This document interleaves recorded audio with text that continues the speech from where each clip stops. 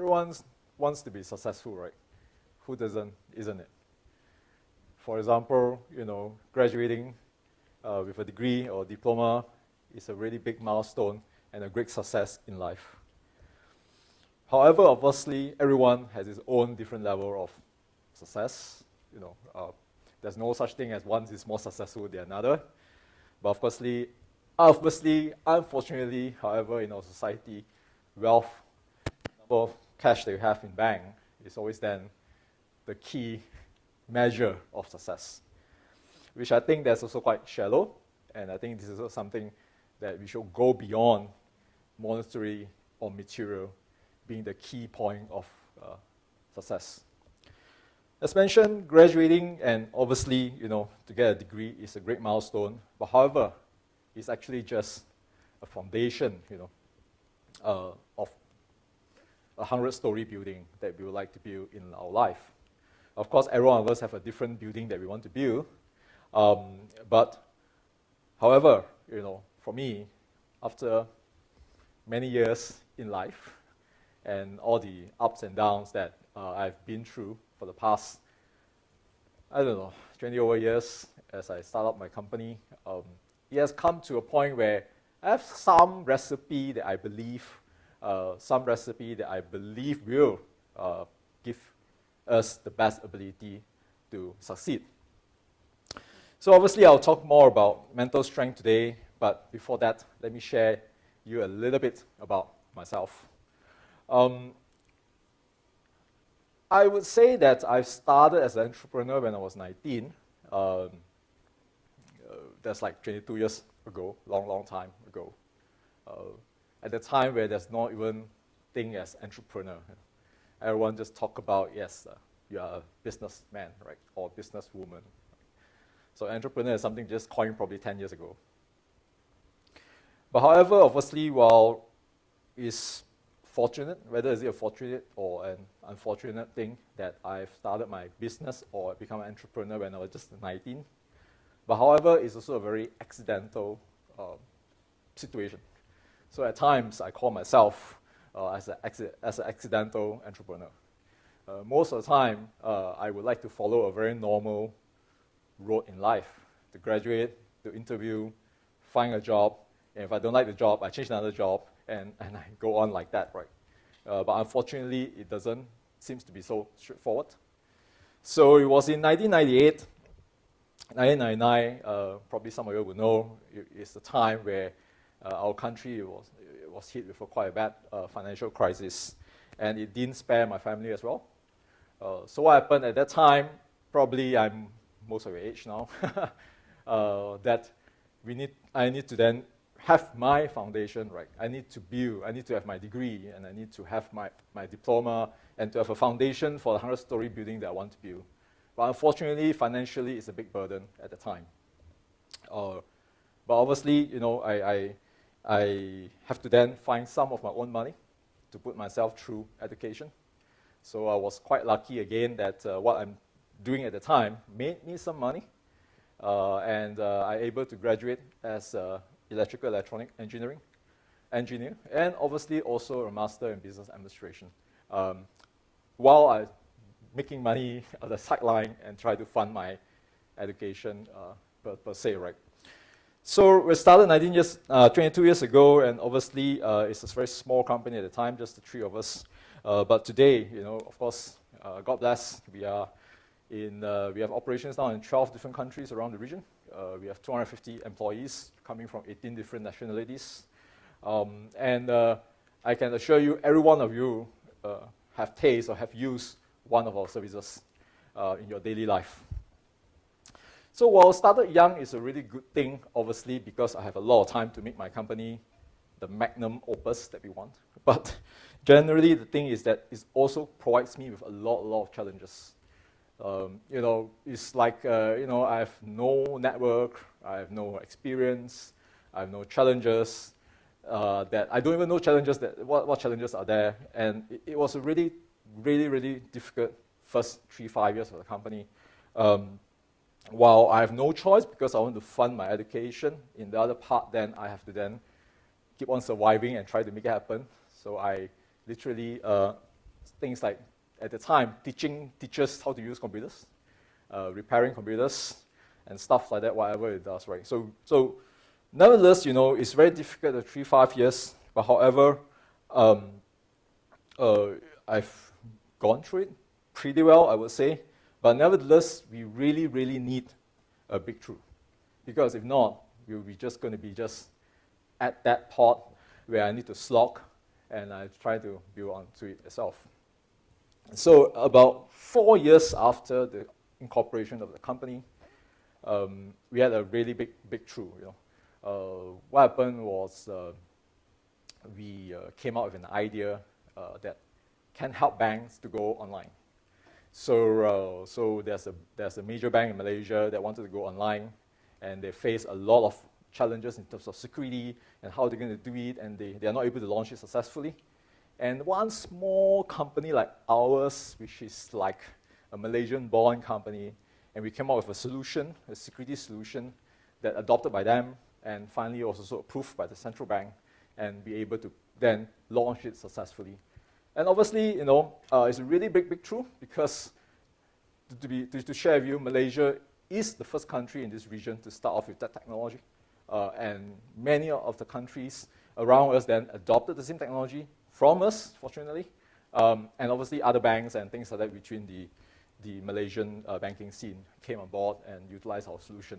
And well, of course, as we build a company, there are a lot of areas, or what I call there are a lot of magnum opus, but this is really one magnum opus that we really badly need. And it came at a time where we really need it, and it's like a flip of a switch where it turned from barely surviving to something that we're quite surviving well, I would say.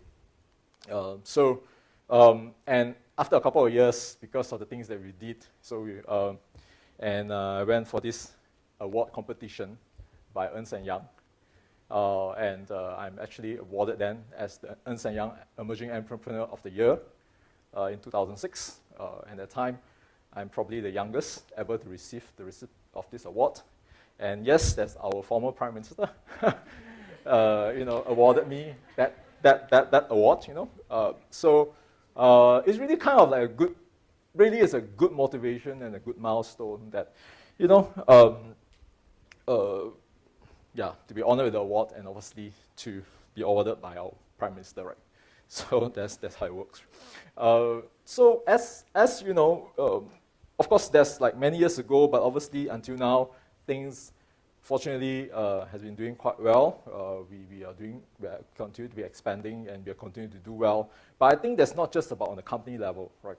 I really think is that then after many years of me working, I think for the past 2-3 years, I have time to really look at how to improve myself and to summarize things that I've done in life, and what are the good things and what are the things that have helped me to be hopefully where I am in the future that I want to be. So in summary, as mentioned earlier, no matter what success that you want, there must be some recipe that will help us to be successful. And to be successful, you've got to then be at the best of yourself. And how to be the best of yourself? I would then summarize based on my experience. There are 3 areas that we need to have. First is, of course, spiritual harmony. Second is physically healthy. And third would be mentally strong. Of course, today I'm not going to talk about all the 3 things. It's just too long for that. But nevertheless, I want to focus on one area called mental strength. As you go through a lot of tribulation and you go through a lot of stress, even in education or next time in work and life and your own expectation, one key area is that your mental strength would be actually the key area that will make you or break you. So it's either you have the strength mentally to win a war and to prevent stress, or you could even have an environment where you face with mental problems, which of course most of the people, to be honest, most of the people, they have it, whether they want it, they ignore, they admit it or not, but generally that's where we need to keep on building our mental strength to build the 100-story building that we want to have.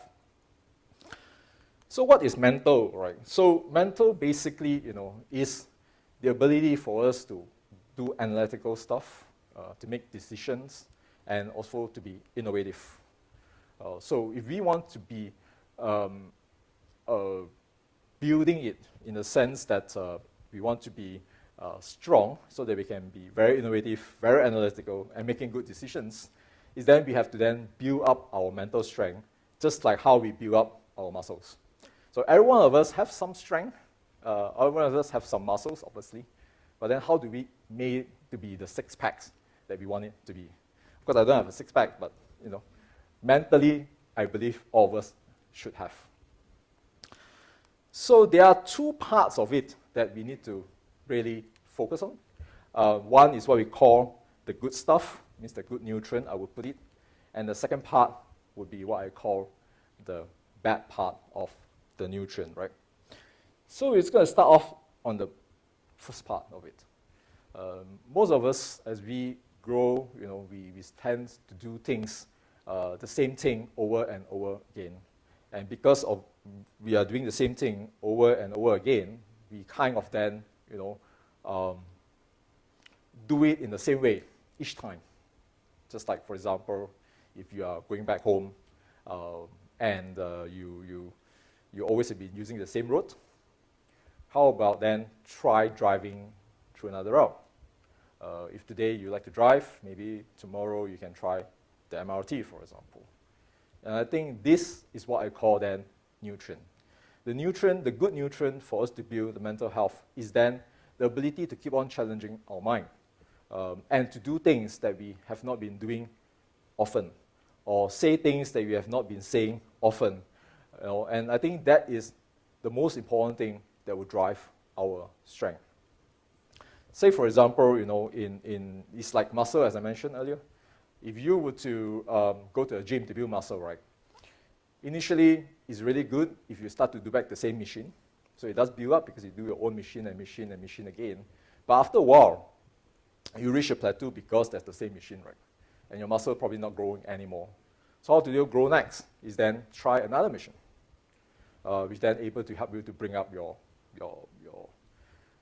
muscle strength. And I think this is the same thing for our mind mentally. So as far as we create resistance, which then adding more weight to it, and giving it challenges, which giving them the ability to do different machines, will give you the growth in your mental strength. So just share a little bit what I've done while I try to build my mental strength, right? So I did modeling. So I did a modeling there. I know I probably don't look like a model, but I did modeling anyway, So there was a car advertisement that I did. And after that, I learned how to fly a plane. And obviously, another one that I just did last year, I climbed up Mount Kinabalu without any training at all.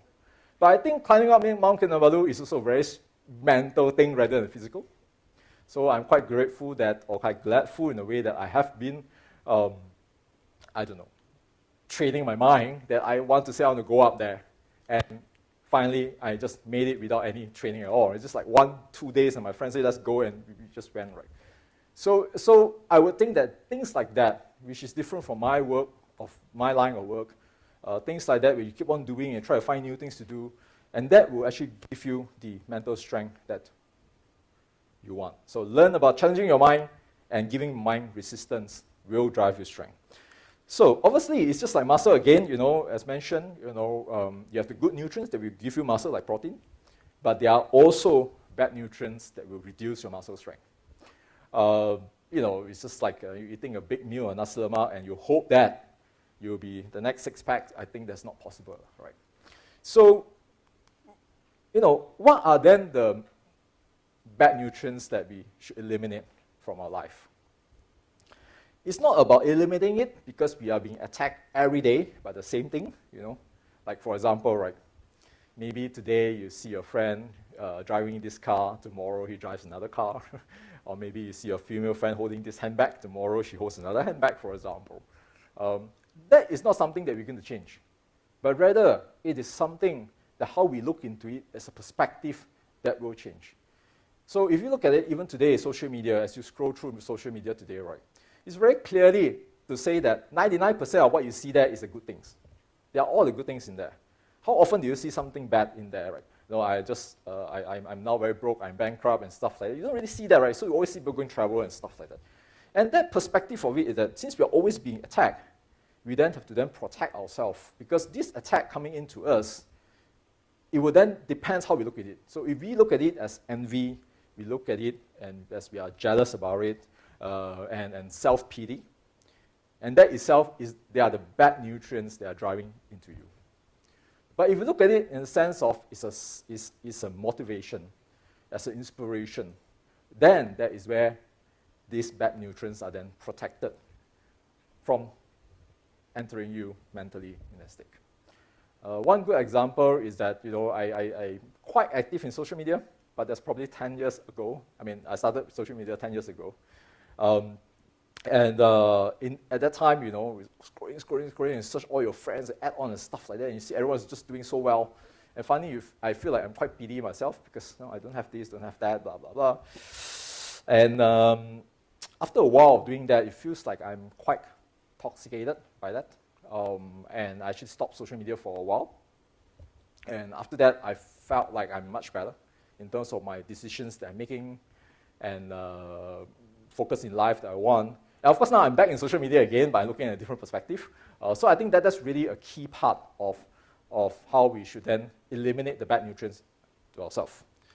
So as a conclusion for my sharing today, really in the sense that mental strength is actually the ultimate part of our life for us to win a war or even to defend ourselves from stress and things like that.